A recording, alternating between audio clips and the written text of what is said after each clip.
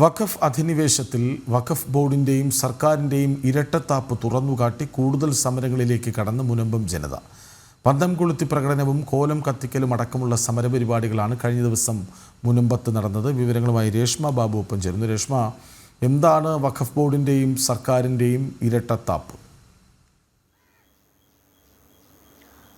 കൃഷ്ണരാജ്, വഖഫ് ബോർഡിൻ്റെതായിട്ടുള്ളൊരു ഹർജി ഈയിടയ്ക്ക് ഹൈക്കോടതിയിലെത്തിയിരുന്നു. അതിൽ വഖഫ് ട്രിബ്യൂണൽ ഈ കേസുമായി ബന്ധപ്പെട്ട്, അതായത് മുനമ്പം ഭൂമി തർക്ക വിഷയവുമായി ബന്ധപ്പെട്ട് അന്തിമ ഉത്തരവ് ഇറക്കുന്നതിൽ വിലക്കേർപ്പെടുത്തിക്കൊണ്ടുള്ളതായിരുന്നു ഹൈക്കോടതിയുടെ ഇടക്കാല ഉത്തരവ്. അതേ സമയത്ത് തന്നെയാണ് സംസ്ഥാന സർക്കാർ നേരത്തെ തന്നെ മുനമ്പം ജനതയോട് കാട്ടിയ ചില നിലപാടില്ലായ്മ, അക്കാര്യത്തിലും വലിയ പ്രതിഷേധം നിലനിൽക്കുന്ന ഒരു സാഹചര്യത്തിൽ തന്നെയാണ് ഈ വഖഫ് ട്രിബ്യൂണലിന് വിലക്കേർപ്പെടുത്തിക്കൊണ്ട്, അതായത് അന്തിമ ഉത്തരവ് ഇറക്കുന്നതിൽ പ്പെടുത്തിക്കൊണ്ടുള്ള ഹൈക്കോടതിയുടെ ഇടക്കാല ഉത്തരവ്.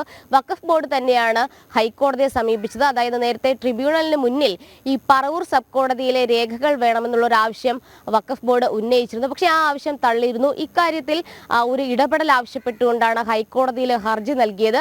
ഇതിൽ പ്രധാനമായിട്ടും മുനമ്പം ജനത വിശ്വസിക്കുന്നത് വഖഫ് ബോർഡും സംസ്ഥാന സർക്കാരും ഒരേ നിലപാട് തന്നെ സ്വീകരിക്കുന്നുണ്ട്. അതുകൊണ്ട് തന്നെ ഇക്കാര്യത്തിൽ തങ്ങൾ ഇവരുടെ ഇരട്ടത്താപ്പ് തുറന്നു കാട്ടേണ്ടതുണ്ട്. അതിന്റെ അടിസ്ഥാനത്തിൽ തന്നെയാണ് കഴിഞ്ഞ കുറേ ദിവസങ്ങളായിട്ട് ഇവർ സമരം ശക്തിപ്പെടുത്താനായിട്ടുള്ള ഒരു നീക്കത്തിലേക്ക് പോയത്. പന്തം കൊളുത്തി പ്രകടനം അടക്കം കഴിഞ്ഞ ദിവസങ്ങളിൽ മുനമ്പം തീരപ്രദേശത്ത് നടക്കുകയും ചെയ്തിരുന്നു. എന്തായാലും സമരം മുന്നോട്ട് പോകുന്നുണ്ട്. ഏറ്റവും പ്രധാനമായിട്ടും കഴിഞ്ഞ ദിവസങ്ങളിൽ മുനമ്പം സമരസമിതി വ്യക്തമാക്കിയത്, അതായത് വഖഫ് ഭേദഗതി നിയമം പ്രാബല്യത്തിൽ വന്ന ഒരു സാഹചര്യത്തിൽ അതിൽ സഹായിച്ചവർ ആരൊക്കെയാണെന്നും അതിനെതിരെ നിന്ന ആളുകൾ ആരൊക്കെയാണെന്നും തങ്ങൾക്ക് കൃത്യമായിട്ട് അറിയാമെന്നുള്ള ഒരു പ്രത്യക്ഷ ആരോപണത്തിലേക്ക് തന്നെ ഈ അടുത്ത ദിവസങ്ങളിൽ മുനമ്പത്തെ സമരസമിതി രംഗത്ത് വന്നിരുന്നു. അത് മാത്രമല്ല, ഈ KCBCയും മറ്റ് ക്രൈസ്തവ സംഘടനകളും ആവശ്യപ്പെട്ടിട്ടും അനുകൂലമായിട്ടുള്ളൊരു സമീപനം വഖഫ് ഭേദഗതി ബില്ല് ഇരു സഭകളിലും അവതരിപ്പിച്ച സമയത്ത് കോൺഗ്രസ് എംപിമാരടക്കം സ്വീകരിച്ചിരുന്നില്ല. ഇക്കാര്യവും അവർ വെളിപ്പെടുത്തിയതാണ്. എന്തായാലും നിലവിൽ ഈ മുനമ്പം തീരദേശ ജനത നടത്തുന്ന സമരം മുന്നോട്ട് പോകുന്നുണ്ട്. അതോടൊപ്പം തന്നെ വഖഫ് ട്രിബ്യൂണലിന് മുന്നിലും അതുകൂടാതെ ഹൈക്കോടതിയിലും ഇതുമായി ബന്ധപ്പെട്ടുള്ള കേസുകൾ നിലനിൽക്കുന്നുണ്ട്. ഇക്കാര്യത്തിൽ സർക്കാർ എടുത്തിട്ടുള്ള നയങ്ങൾ അത് തങ്ങൾക്ക് എതിരാണെന്ന് തന്നെയാണ് മുനമ്പം തീരദേശ ജനത വിശ്വസിക്കുന്നത്. എന്തായാലും നിലവിൽ ട്രിബ്യൂണലിന് അന്തിമ ഉത്തരവ് ഇറക്കുന്നതിന് ഇനി ഹൈക്കോടതിയുടെ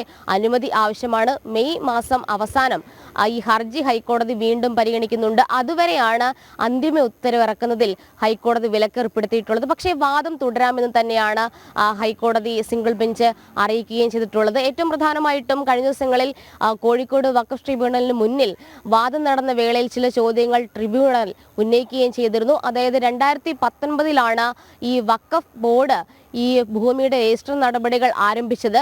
2019 മുൻപേ തന്നെ ഫറൂഖ് കോളേജ് ഈ മുനമ്പത്തെ ഭൂമി വിൽപ്പന നടത്തുകയും ചെയ്തിരുന്നു. അങ്ങനെയെങ്കിൽ വിൽപ്പന സാധൂകരിക്കപ്പെടില്ല എന്നുള്ളൊരു ചോദ്യമായിരുന്നു വഖഫ് ട്രിബ്യൂണലിന്റെ ഭാഗത്തു നിന്നും ഉണ്ടായിട്ടുള്ളത്. എന്തായാലും നിലവിൽ കോടതിയിലും അതോടൊപ്പം തന്നെ ട്രിബ്യൂണലിന് മുന്നിലും ഈ വ്യവഹാരങ്ങൾ നടക്കുന്നുണ്ട്. അതേസമയം തന്നെ ഈ സർക്കാരിന്റെ നിലപാടില്ലായ്മയിൽ പ്രതിഷേധിച്ചുകൊണ്ടും വഖഫ് ബോർഡിന്റെ ഈ ഒരു വീണ്ടും നിയമക്കുരുക്കിലാക്കാനുള്ള രീതിയെ പ്രതിഷേധിച്ചുകൊണ്ടുമാണ് ഇരട്ടത്താപ്പ് ചോദ്യം ചെയ്തുകൊണ്ട് മുനമ്പം ജനത രംഗത്ത് വന്നിട്ടുള്ളത്. കൃഷ്ണരാജ്, മുനമ്പം ജനത കൂടുതൽ സമരങ്ങളിലേക്ക് കടക്കുകയാണ്.